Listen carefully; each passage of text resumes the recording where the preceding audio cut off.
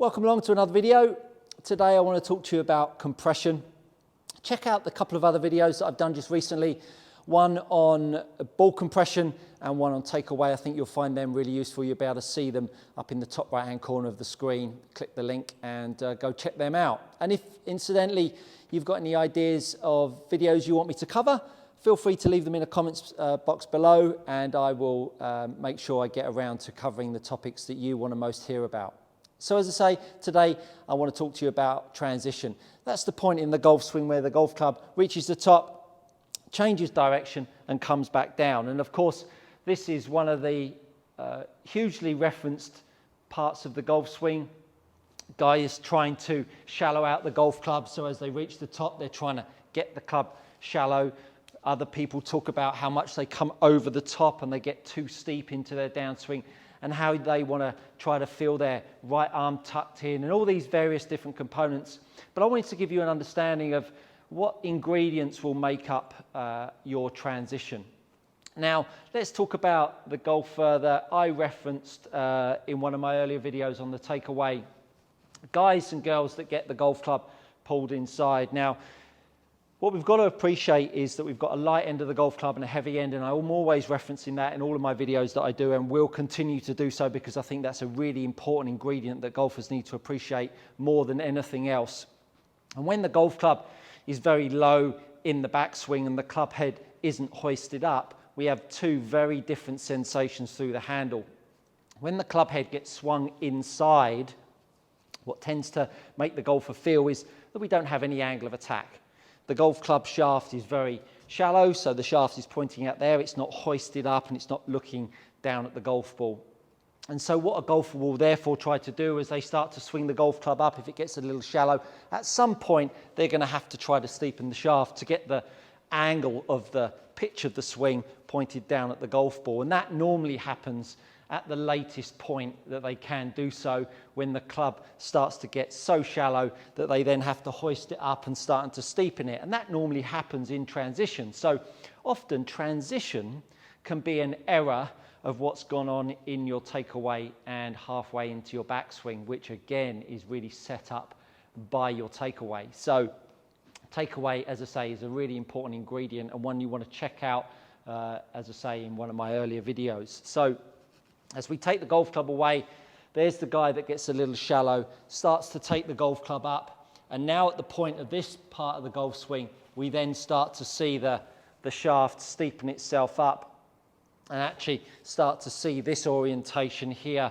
of the right elbow hoisting itself up, trying to get the club head to stay more outside so that we can get a steeper angle of attack onto the golf ball. Now, what conventional wisdom would ask you to do is to start changing what's going on at the top, try to get the shaft more shallow. Well, in an ingredient like that, for me, it would very much be trying to think about how that golf club works away. Now, for the opposite guy, which is rarely seen really, is that the golfer that gets the club more outside early on in his backswing, you invariably see a golfer very shallow in his transition. The golf club gets too deep, usually has some form of hook face and gets the club attacking the golf ball too much from the inside. So hopefully you're getting a sense that transition is very much a symptom of what's gone on before and a way of managing strike. So a way to think about how you need to work on your transition, what I'm going to get you to do here is take the golf club up in front of you again, and I want you to now think about the arc of the golf swing running perpendicular to my spine. So if the golf ball was pitched up in front of us here and I was making swings around me, you can see that the pitch of the shaft here and the pitch of the shaft here are very much the same. They're parallel to the floor, aren't they? And this is certainly something that you see a lot when guys and girls go to those trick shot shows and the ball is on a high tee and we get the trick shot guy tell them to whack the ball off the high tee as they swing the golf club around.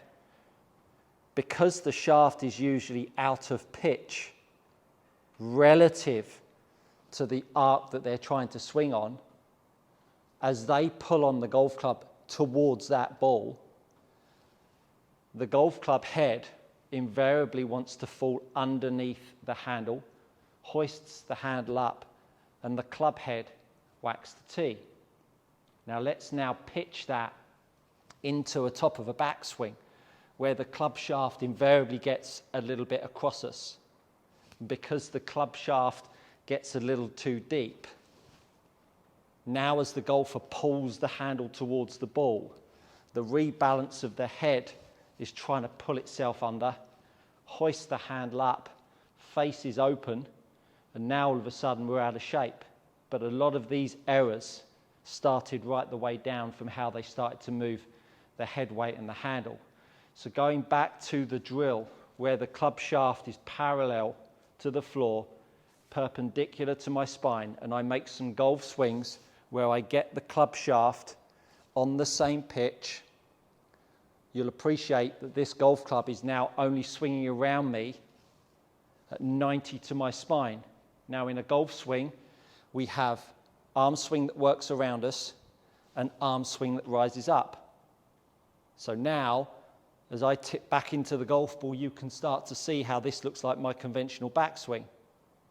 But now look at the pitch of the shaft relative to the start pitch. They are very close to matching, which makes, when I pull the golf club, it's very much the same as if I've pulled the golf club on this pitch. I pull the club, and now the club can unload, rather than if the shaft is out of pitch, too vertical to the start pitch, as I pull on the handle, the club head gets pulled under and hoists the handle up.